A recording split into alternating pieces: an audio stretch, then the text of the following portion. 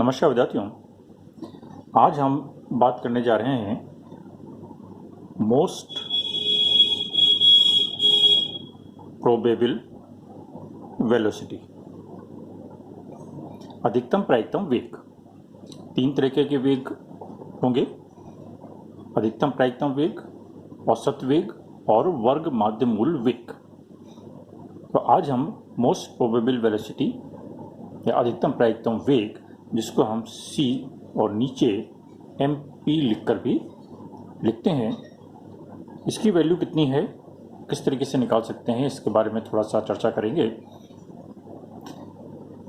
पिछले एपिसोड जो पिछला वीडियो अपने बनाया है, हमने देखा है, उसमें कुछ हमने मॉलिक्यूलर वेलोसिटी के डिस्ट्रीब्यूशन की बात की है।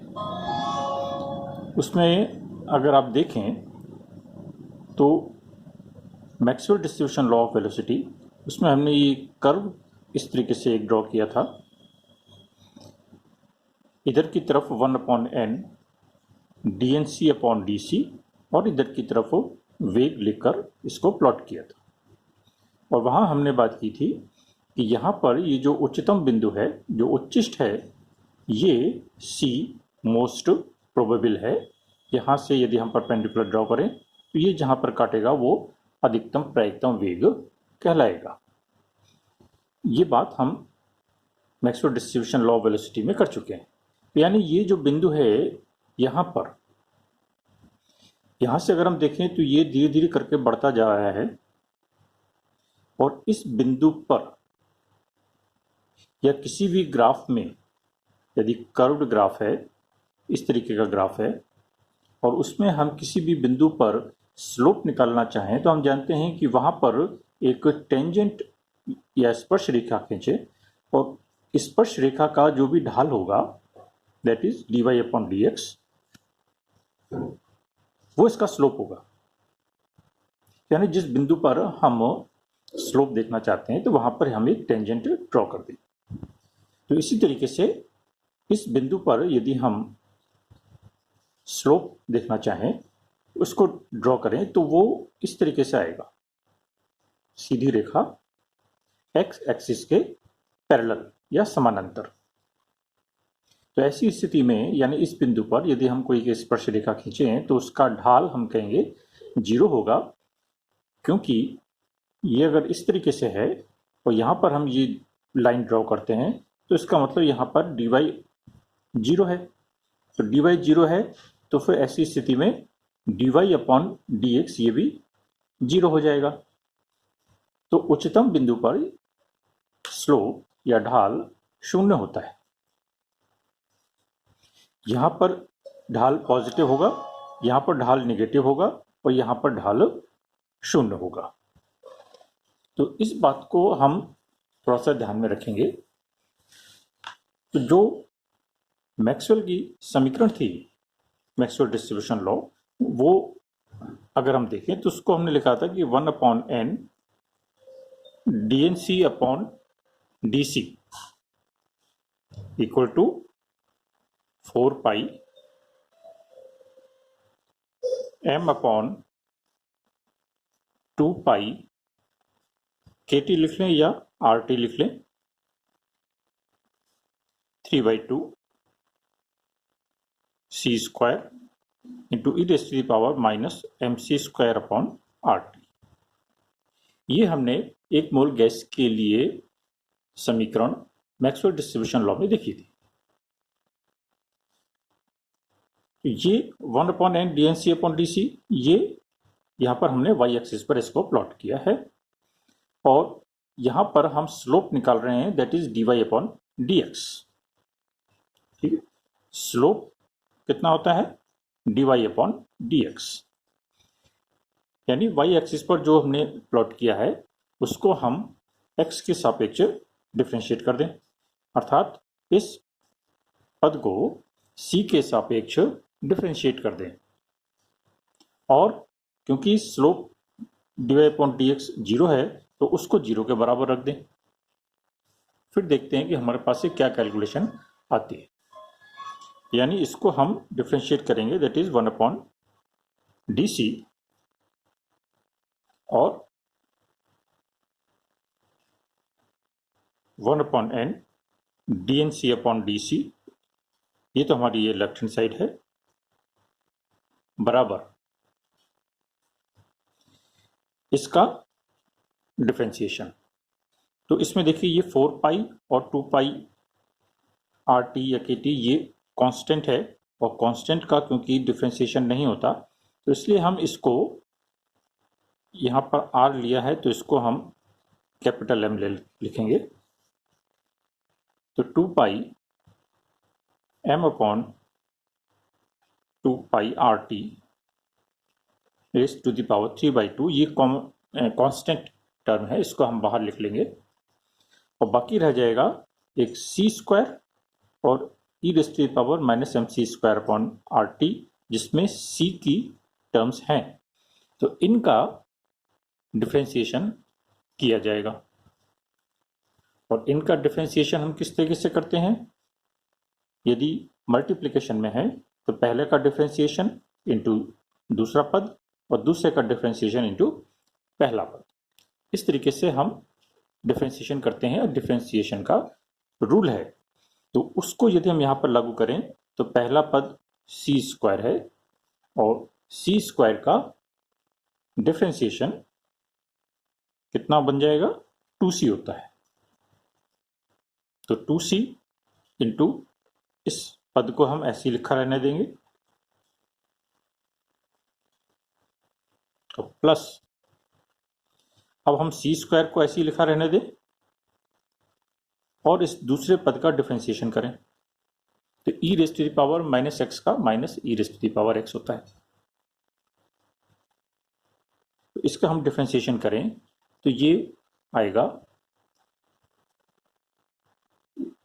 वहां पर डिफरेंशिएशन का आप रूल देखें तो D upon D X of E raise to the power X का E raise to the power X ही होता है।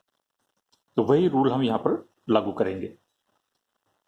तो ये E raise to the power X है, तो E raise to the power X का E raise to the power X ही हो जाएगा, यानी E raise to the power minus M C square upon R T, इसको हम लिखा रहने देंगे।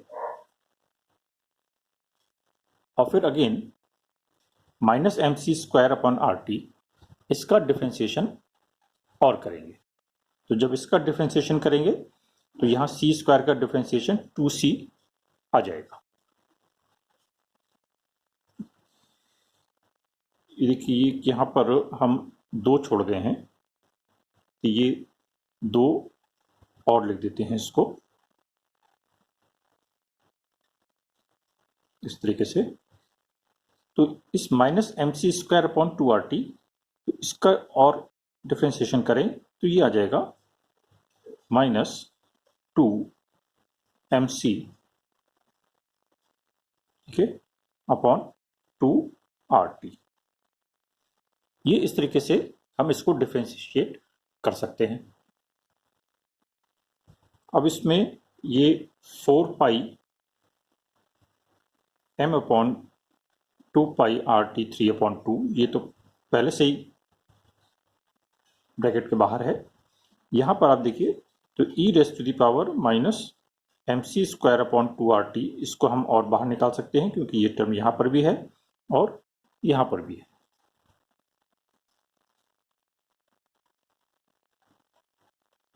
और साथ में एक c, ये यहाँ पर भी है और यहाँ पर सी स्क्वायर है, तो यहाँ से हम इस c को भी ब्रैकेट के बाहर निकाल सकते हैं।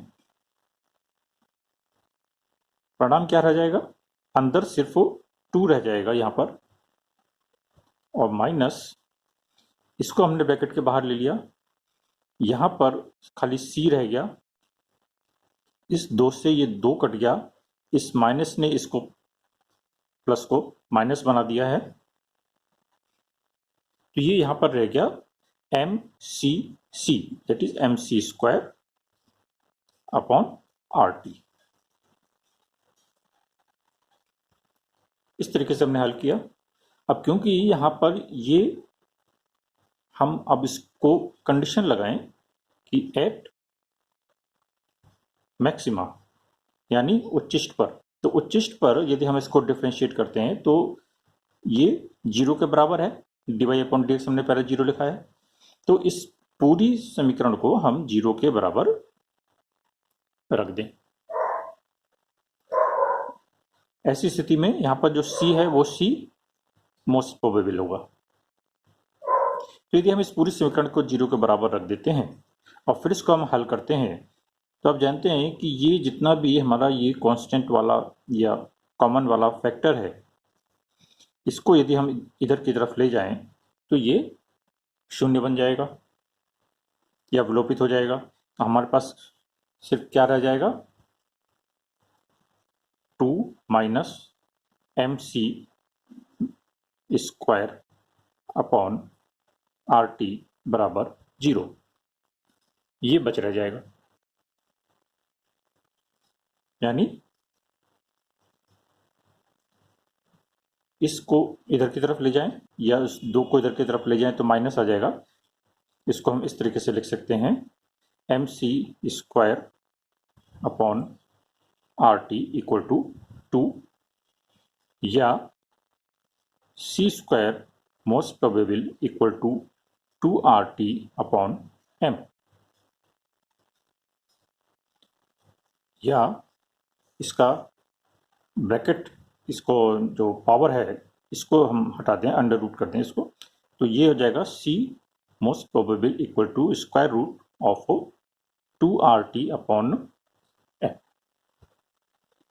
तो ये वैल्यू यहां पर निकल आई C मोस्ट प्रोबेबल या अधिकतम प्रायिकतम वेग की 1 मोल गैस के लिए, क्योंकि हमने यहां पर R और M यूज किया है। एक अणु के लिए यदि हम लिखें तो ये इसको हम लिख सकते हैं 2 kT अपॉन स्मॉल m, एक अणु के लिए उसके इक्विवेलेंट हो जाएगा। तो ये इस तरीके से हम मैक्सवेल बोल्ट्जमैन डिस्ट्रीब्यूशन लॉ को यूज करते हुए इस तरीके से पूरी गणना करके हम C अधिकतम प्रायिकतम वेग या C मोस्ट प्रोबेबल की गणना कर सकते हैं, और उसकी वैल्यू आती है square root 2RT upon M। R gas constant है, T टेम्परेचर है और M मोलर मास है। यदि तापमान स्थिर है तो वेग या अधिकतम प्रायिकतम वेग किस पर निर्भर करेगा, मोलर मास पर।